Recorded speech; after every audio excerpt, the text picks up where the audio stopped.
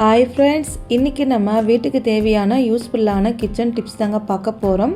இந்த டிப்ஸ் உங்களுக்கு ரொம்ப யூஸ்ஃபுல்லாக இருக்கும். ஸ்கிப் பண்ணாமல் ஃபுல்லாக பாருங்கள். நீங்கள் யாராச்சும் ஃபஸ்ட் டைம் பார்க்குறதா இருந்தால் சப்ஸ்கிரைப் பண்ணிக்கோங்க. ஆல்ரெடி பெல் சிம்பிள் இருக்குது, அதுவுமே கிளிக் பண்ணி வச்சுக்கோங்க. இப்போ வாங்க வீடியோக்குள்ளே போய் என்னென்ன டிப்ஸ்ன்னு சொல்லி முழுமையாக பார்க்கலாம். ஃபஸ்ட்டு டிப்பு என்னன்னு சொல்லி பார்க்கலாங்க. நம்ம வீட்டில் வெண்டைக்காய் வாங்கி நம்ம கட் பண்ணோம்னா இந்த டிப்ஸை மறக்காமல் ட்ரை பண்ணுங்கள். ஃபஸ்ட்டு வெண்டைக்காய் தண்ணி ஊற்றி நல்லா வாஷ் பண்ணி ஒரு கிளாத் வச்சு வெண்டைக்காய் ஃபுல்லாக தொடச்சி க்ளீனாக வச்சுக்கோங்க. அதுக்கப்புறம் காய் வெட்டுற கட்டி எடுத்துக்கலாங்க. அதுக்கப்புறம் நம்ம வெண்டைக்காய் கட் பண்ணுறதுக்கு கத்தி நம்ம எடுப்புள்ளி அந்த கத்தி நீங்கள் எடுத்து வச்சுக்கோங்க. அதுக்கப்புறம் நம்ம வீட்டில் ஏற்கனவே லெமனில் யூஸ் பண்ணி லெமன் தூளை வச்சுருப்போம் இல்லையா, அந்த லெமன் தூளை கீழே தூக்கி போடாமல் அந்த வெண்டைக்காய் கட் பண்ணுற கத்தியில் இந்த மாதிரி நீங்கள் லெமன் தூளை வச்சு நல்லா நீங்கள் தேய்ச்சி விட்டு அதுக்கப்புறம் எப்போதும் போல் நீங்கள் வெண்டைக்காய் கட் பண்ணிக்கலாங்க. இந்த மாதிரி நீங்கள் வெண்டைக்காய் நம்ம கட் பண்ணும்போது அந்த கத்தி மேல் நமக்கு கொஞ்சம் கூட பிசுக்கு எதுவுமே இருக்காது, ரொம்ப க்ளீனாக இருக்குங்க. இப்போ நான் பாருங்கள், இதே மாதிரி எல்லா வெண்டைக்காயுமே நான் கட் பண்ணி எடுத்துக்கிறேன். பாருங்கள் ஃப்ரெண்ட்ஸ், நம்ம கட் பண்ணும்போது நமக்கு வளவளன்னு இருந்துச்சுன்னா மறுபடியும் நீங்கள் லெமன் தூள் வச்சு நல்லா நீங்கள் தேய்ச்சிட்டு எப்போதும் போல் நீங்கள் வெண்டைக்காய் ஃபுல்லாகவே நம்ம கட் பண்ணி எடுத்துக்கலாங்க. இப்போ நான் வெண்டைக்காய் ஃபுல்லாகவே நான் கட் பண்ணி எடுத்தாச்சு. அதுக்கப்புறம் நீங்கள் இந்த வெண்டைக்காய் ஃபுல்லாகவே நம்ம ஒரு பிளேட்டுக்குள்ளே மாற்றிக்கலாங்க. வெண்டைக்காய் இந்த மாதிரி நீங்கள் பண்ணி பாருங்கள், ஒரே ஒரு செகண்ட் கூட ஆகாதுங்க. அந்த வெண்டைக்காய் மேலே நமக்கு வளவளன்னு இருக்கு இல்லையா, அதில் நமக்கு போயிடுங்க. அது எப்படின்னு சொல்லி பார்க்கலாம். நான் இன்றைக்கி லெமன் எடுத்துருக்கேன். லெமன் எடுத்துகிட்டு ஒரு கொஞ்சம் போல் மட்டும் நீங்கள் அந்த வெண்டைக்காய் மேலே நீங்கள் புழிஞ்சு விட்டுக்கோங்க. இந்த மாதிரி நீங்கள் லெமன் ஜூஸை நீங்கள் புழிஞ்சதுக்கப்புறம் கை வச்சு நல்லா நம்ம மிக்ஸ் பண்ணிக்கலாம். எல்லா வெண்டைக்காய் மேலுமே இந்த லெமன் ஜூஸ் படுற மாதிரி நல்லா நம்ம இது போல் மிக்ஸ் பண்ணி விட்டுக்கலாங்க.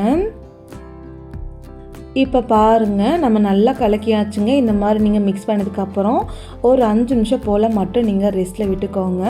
5 நிமிஷம் கழித்து எப்போதும் போல் டேரெக்டாக நீங்கள் வெண்டைக்காய் சேர்த்து செஞ்சுக்கலாங்க. நீங்கள் வெண்டைக்காவை தனியாக வறுத்துட்டு நீங்கள் சேர்க்கணும்னு அவசியம் கிடையாது. நீங்கள் குழம்பு செஞ்சாலும் சரி, கிரேவி நம்ம செஞ்சாலும் சரிங்க, எது செஞ்சாலுமே டேரெக்டாக நம்ம வறுத்து எப்போதும் போல் செஞ்சுக்கலாங்க. நான் இன்றைக்கி குழம்பு செய்ய போகிறதுனால ஒரு கடாயில் எண்ணெய் கடுகெல்லாம் சேர்த்துக்கிட்டு அதுக்கப்புறம் வெண்டைக்காய் சேர்த்துட்டு ஒரு கரண்டி வச்சு நீங்கள் ஒரே ஒரு செகண்ட் போல் மட்டும் வறுத்தா மட்டும் போதுங்க. அதிக நேரம் வறுக்க வேண்டாம். இந்த மாதிரி நீங்கள் வறுக்கும் போது ஒரே ஒரு செகண்ட்குள்ள நமக்கு அந்த வளர்ப்பு தன்மை எல்லாமே நமக்கு போயிடுங்க. அது மட்டும் இல்லாமல் வெண்டைக்காயோட பச்சை கலர் நமக்கு மாறவே மாறாது, நமக்கு லாஸ்ட் வரைக்கும் அப்படியே இருக்குங்க. இப்போ பாருங்கள், வெண்டைக்காய் நமக்கு நல்லா வதங்கிடுச்சு. இந்த மாதிரி வெண்டைக்காய் கட் பண்ணி வறுத்து நீங்கள் செஞ்சு பாருங்கள், டேஸ்ட்டு ரொம்ப சூப்பராக இருக்குங்க. இப்போ வாங்க அடுத்த டிப்பு என்னன்னு சொல்லி பார்க்கலாம். நம்ம வீட்டில் நம்ம பச்சை மிளகு கொஞ்சம் அதிகமாக வாங்கி நம்ம ஸ்டோர் பண்ணோம்னா அந்த பச்சை மிளகு நமக்கு ரொம்ப சீக்கிரத்தில் கெட்டு போயிடுங்க. அப்போனா ஒரு மாதிரி வாடி வதங்கி போயிடுங்க. அந்த மாதிரி எதுவுமே ஆகாமல் இருக்க இந்த சின்ன டிப்பை நீங்கள் ட்ரை பண்ணுங்கள். நீங்கள் எவ்வளோ பச்சை மிளகாய் வாங்கிட்டீங்களோ அந்த பச்சை மிளகாய் ஃபுல்லாகவே நீங்கள் காம்பு ஃபுல்லாகவே நம்ம ரிமூவ் பண்ணிக்கலாம். இப்போ பாருங்கள், நான் காம்பு ஃபுல்லாகவே நான் ரிமூவ் பண்ணிக்கிட்டேன். அதுக்கப்புறம் பச்சை மிளகாய் நீங்கள் சைடில் வச்சுட்டு ஒரு பிளாஸ்டிக் டப்பா எடுத்துக்கலாங்க. ஒரு பிளாஸ்டிக் டப்பா எடுத்து வச்சதுக்கப்புறம் இது உள்ளுக்குள்ளே நீங்கள் டிஷ்யூ பேப்பரு இந்த மாதிரி நீங்கள் அடியில் போட்டு வச்சுங்க. இந்த மாதிரி நீங்கள் அடியில் போட்டதுக்கப்புறம் நம்ம எடுத்து வச்ச பச்சை மிளகாய் ஃபுல்லாகவே நீங்கள் இந்த கப்புக்குள் நம்ம சேர்த்துக்கலாங்க. அதுக்கப்புறம் மறுபடியும் நீங்கள் டிஷ்யூ பேப்பர் எடுத்துக்கலாங்க. டிஷ்யூ எடுத்துகிட்டு இது மேலே எப்போதும் போல் வச்சு நீங்கள் க்ளோஸ் பண்ணிட்டு எப்போதும் போல் மூடி போட்டு இதை கொண்டு போய் நீங்கள் ஃப்ரிட்ஜுக்குள்ளே வச்சு நீங்கள் ஸ்டோர் பண்ணால் போதும். ஒரு மாதம் ஆனாலும் ஒன்றுமே ஆகாது, ஃப்ரெஷ்ஷாகவே நமக்கு இருக்குங்க. அடுத்த டிப்பு என்னன்னு சொல்லி பார்க்கலாங்க. நம்ம வீட்டில் காலையில் டைமில் மாவெல்லாம் கரைச்சி இட்லி தோசையிலையும் ஊற்றுவோம் இல்லையா, அந்த மாதிரி செய்யும்போது இந்த மாதிரி ஒரு டைம் நீங்கள் ட்ரை பண்ணி பாருங்கள். அந்த இட்லி ரொம்ப சாஃப்டாக இருக்கும், தோசை ரொம்ப சூப்பராக இருக்கும்.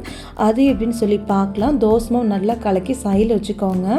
அதுக்கப்புறம் நம்ம ஒரு கப் எடுத்துக்கலாங்க. கப் எடுத்துகிட்டு நம்ம வீட்டில் ரவையெல்லாம் இருக்கு இல்லையா, ரவை எடுத்துக்கலாங்க. நான் இன்றைக்கி நார்மல் ரவை தாங்க எடுத்திருக்கேன். நம்ம உப்புமெல்லாம் செய்யலையும் அந்த மாதிரி ரவை எடுத்துருக்கேன். ரவை எடுத்துகிட்டு ஒரு கப்புக்குள்ளே ஒரு 2 டீஸ்பூனுக்கு மட்டும் நீங்கள் சேர்த்துக்கோங்க. அதுக்கப்புறம் நீங்கள் கப்புக்குள்ளே கொஞ்சமாக நீங்கள் தண்ணி ஊற்றிட்டு ஒரு ஸ்பூன் வச்சுட்டு லைட்டாக நம்ம நல்லா கலக்கி விட்டுக்கலாங்க. இந்த மாதிரி நீங்கள் லைட்டாக கலக்கும்போது ரவை உள்ளுக்குள்ளே ஏதாவது சலக்கிறதால நமக்கு வெளியே வந்துடுங்க. இந்த மாதிரி நம்ம நல்லா கலக்கினதுக்கப்புறம் ஒரு கொஞ்சம் நேரத்துலேயே அந்த ரவை ஃபுல்லாக கீழே போய்ட்டு தண்ணி ஃபுல்லாக நமக்கு மேலே வந்துடுங்க. அந்த தண்ணி ஃபுல்லாக நீங்கள் வடித்து எடுத்து வச்சுக்கோங்க. இப்போ பாருங்கள், வடித்து எடுத்து வச்சுருக்கேன். அதுக்கப்புறம் இந்த ரவை இருக்குல்ல, ரவையை நீங்கள் தண்ணியில் ஊற வைக்கணும்னு அவசியம் கிடையாது. இந்த ரவையை நீங்கள் சைடில் வச்சுட்டு அதுக்கப்புறம் நம்ம மாவு கலக்கணும் இல்லையா, அந்த மாவை நம்ம எடுத்துக்கலாங்க. இப்போ நம்ம மாவு எடுத்ததுக்கப்புறம் நம்ம ரவை கலக்கி வச்சோம் இல்லையா, அந்த ரவையை நீங்கள் எடுத்துகிட்டு கையில் நம்ம தண்ணி இல்லாமல் நல்லா நம்ம புழிஞ்சிட்டு ரவை ஃபுல்லாகவே நீங்கள் இந்த மாவுக்குள் நான் சேர்த்துக்கிறேங்க. இப்போ பாருங்கள், வெறும் ரவை மட்டும் நான் சேர்த்துக்கிறேன், தண்ணி எதுவுமே நான் சேர்த்துக்கலைங்க. இந்த மாதிரி தண்ணி ஃபுல்லாக நல்லா நீங்கள் பிழிஞ்சிட்டு அதுக்கப்புறம் நம்ம ரவை ஃபுல்லாகவே நம்ம சேர்த்துக்கலாங்க. இந்த மாதிரி நீங்கள் சேர்த்ததுக்கப்புறம் ஒரு டைம் நீங்கள் கரண்டி வச்சு நல்லா நம்ம கலக்கி விட்டுக்கலாங்க. பாருங்கள், இப்போ நம்ம கலக்கி விட்டாச்சு. இந்த மாதிரி நீங்கள் நல்லா கலக்கினதுக்கு அப்புறம் எப்போதும் போல் நீங்கள் இட்லி அப்பெல்லாம் நீங்கள் தோசை நீங்கள் ஊற்றிக்கலாங்க. நான் இன்றைக்கி பாருங்கள் இட்லி தாங்க ஊற்றி காமிக்கிறேன். நீங்களே பாருங்கள் எந்த அளவுக்கு சூப்பராக இருக்குன்னுட்டு. இப்போ நான் இட்லி பிளேட்டுக்குள்ளே மாவு தேய்ச்சிக்கிட்டேன். எப்போதும் போல் வேக வச்சு எடுத்து வச்சுக்கிட்டுங்க. நீங்களே பாருங்கள் இட்லி பார்க்குறதுக்கு எந்த அளவுக்கு சூப்பராக இருக்குன்னுட்டு. இந்த மாதிரி நீங்கள் ஒரு முறை நீங்கள் செஞ்சு பாருங்கள். இட்லி நமக்கு கல் மாதிரி வரவே விடாது, ரொம்ப ஸ்பாஞ்சியாக இருக்குங்க. அது மட்டும் இல்லைங்க, இட்லி ஊற்றினாலும் சரி தோசை ஊற்றினாலும் சரிங்க, டேஸ்ட்டு வேறு லெவலில் இருக்கும். கண்டிப்பாக மிஸ் பண்ணாமல் ஒரு தடவை நீங்கள் செஞ்சு பாருங்கள். அடிக்கடிக்கு செய்வீங்க, அந்தளவுக்கு டேஸ்ட்டு சூப்பராக இருக்குங்க. அடுத்த டிப்ஸு என்னன்னு சொல்லி பார்க்கலாங்க. நம்ம வீட்டில் நம்ம கோல்கேட்டில் யூஸ் பண்ணிட்டு கோல்கேட் டப்பாவை நம்ம தூக்கி போடுவோம் இல்லையா, அந்த டப்பாவை தூக்கி போடாமல் இது போல் நம்ம ரீயூஸ் பண்ணிக்கலாம். இந்த டப்பா மேலே க்ளோஸ் பண்ணுறப்ப அட்டருக்குள்ளே இந்த அட்டை ஃபுல்லாகவே நீங்கள் கட் பண்ணி எடுத்துருங்க. அதுக்கப்புறம் நம்ம டபுள் டேப் எடுத்துக்கலாங்க. டபுள் டேப் எடுத்துகிட்டு இந்த கோல்கேட் டப்பா மேலே இது போல் கரெக்டாக நீங்கள் சென்டர் நல்லா லென்த்தாக இந்த மாதிரி டபுள் டேப்பை ஒட்டி வச்சுருங்க. அதுக்கப்புறம் நீங்கள் டபுள் டேப்பை கட் பண்ணி எடுத்துருங்க. இந்த மாதிரி நீங்கள் டபுள் டேப்பை ஒட்டிட்ட பின்னாடி கை வச்சு நல்லா நீங்கள் தேய்ச்சி விடுங்க. அப்போ தாங்க நமக்கு நல்லா டைட்டாக பிடிச்சிக்குங்க. அதுக்கப்புறம் எப்போதும் போல் மேலே இருக்கிற ஸ்டிக்கர் நீங்கள் ரிமூவ் பண்ணிக்கோங்க. இது எதுக்காகன்னு சொல்லி பார்க்கலாம். நம்ம வீட்டு கிச்சனில் அடுப்பு பக்கமே நீங்கள் டைல்ஸ் இருந்தாலும் சரி சவர் இருந்தாலும் சரிங்க, இதை கொண்டு வந்து இது போல் நீங்கள் ஒட்டி வச்சுக்கலாங்க. இந்த மாதிரி நீங்கள் ஒட்டினதுக்கப்புறம் ஒரு டைம் நல்லா நீங்கள் ப்ரெஸ் பண்ணிட்டு ஒரு நாள் ஃபுல்லாக நீங்கள் அப்படியே நீங்கள் வச்சுங்க. ஒரு நாள் ஃபுல்லாக நீங்கள் அப்படியே விட்டதுக்கப்புறம் அதுக்கப்புறம் எப்போதும் போல் யூஸ் பண்ணிக்கலாங்க. இது எதுக்காகன்னு சொல்லி பார்த்தா நம்ம வீட்டில் லைட்லாம் யூஸ் பண்ணிட்டு அங்கங்கே வச்சு தேடிட்டு இருப்போம் இல்லையா, அந்த லைட்டர் எல்லாமே நீங்கள் கேஸ் பக்கமே இது போல் நீங்கள் ஒட்டிட்டு இது போல் உள்ளுக்குள்ளே வச்சுக்கிட்டா போதும். எடுத்து யூஸ் பண்ணுறதுக்கு அவ்வளோ ஈஸியாக இருக்கும். கீழே நமக்கு விழுகாதுங்க. கண்டிப்பாக இந்த சின்ன டிப்பை நீங்கள் ட்ரை பண்ணி பாருங்கள். நமக்கு ரொம்பவே யூஸ்ஃபுல்லாக இருக்கும். இந்த டிப்ஸ் உங்களுக்கு யூஸ்ஃபுல்லாக இருக்குன்னு நினச்சின்னா மறக்காமல் வீடியோக்கு ஒரு லைக் போட்டுட்டு பாருங்கள். அடுத்த டிப்பே என்னன்னு சொல்லி பார்க்கலாம். நம்ம வீட்டில் பாத்திரம் அடுக்க இடம் ஸ்டாண்டு ஆணி எதுவுமே தேவையில்லைங்க. கல்வி வச்சு பாத்திரம் அடுக்கிறதுக்கு இடம் இல்லைன்னு சொல்லி யோசிச்சுட்டே இருக்கீங்களா, இனிமேல் யோசிக்க வேணாம். இந்த ஒரு டிப்ஸை நீங்கள் ட்ரை பண்ணுங்கள். நம்ம வீட்டில் குக்கரு ஃபேனு இல்லை சாப்பாடு பாக்ஸு டிஃபன் பாக்ஸு பிளேட்ஸ்லாம் வாங்கும்போது இது போல் நமக்கு சின்னதாக இந்த மாதிரி நமக்கு பாக்ஸ் எல்லாம் கிடைக்கலையே, இந்த மாதிரி பாக்ஸ் தூக்கி போடாதீங்க, நம்ம ரீயூஸ் பண்ணிக்கலாம். அது மட்டும் இல்லைங்க, இதை விட பெரிய பாக்ஸ் இருந்தாலும் சரிங்க, அந்த பாக்ஸுமே வச்சு நீங்கள் நிறைய பாத்திரம் வச்சு ஆர்கனைஸ் பண்ணிக்கலாம். நான் இது போல் சின்ன அட்டை பாக்ஸ் இருக்கிறதுனால சின்ன சின்ன கப்பை அடிக்கடிக்கு யூஸ் பண்ணக்கூடிய கிளாஸு சின்ன சின்ன கப்பு சின்ன சின்ன பிளேட்ஸ் எல்லாமே இது போல் நான் வச்சு ஆர்கனைஸ் பண்ணிக்கிட்டுங்க. இந்த மாதிரி நீங்கள் ஆர்கனைஸ் பண்ணதுக்கப்புறம் இந்த அட்டை பாக்ஸ் மேலே பாருங்கள் 4 பக்கமும் க்ளோஸ் பண்ணுற மாதிரி இருக்கு இல்லையா, அது ஃபுல்லாகவே நீங்கள் இந்த மாதிரி க்ளோஸ் பண்ணி வச்சுக்கோ. இந்த மாதிரி க்ளோஸ் பண்ணும்போது நமக்கு கருப்பான் பூச்சி பள்ளி எதுவுமே நமக்கு பாத்திரமெல்லாம் போகவும் செய்யாதுங்க. இந்த மாதிரி நீங்கள் க்ளோஸ் பண்ணதுக்கப்புறம் நம்ம வீட்டில் துணியெல்லாம் வாங்கினா துணி அட்டை பாக்ஸ் இருக்கு இல்லையா, அந்த மாதிரி ஒரு துணி அட்டை பாக்ஸ் எடுத்துக்கலாங்க. அட்டை பாக்ஸ் எடுத்துகிட்டு இந்த பாக்ஸ் மேலே இது போல் நீங்கள் வச்சுக்கோங்க. இது எதுக்காகன்னு சொல்லி பார்க்கலாம்.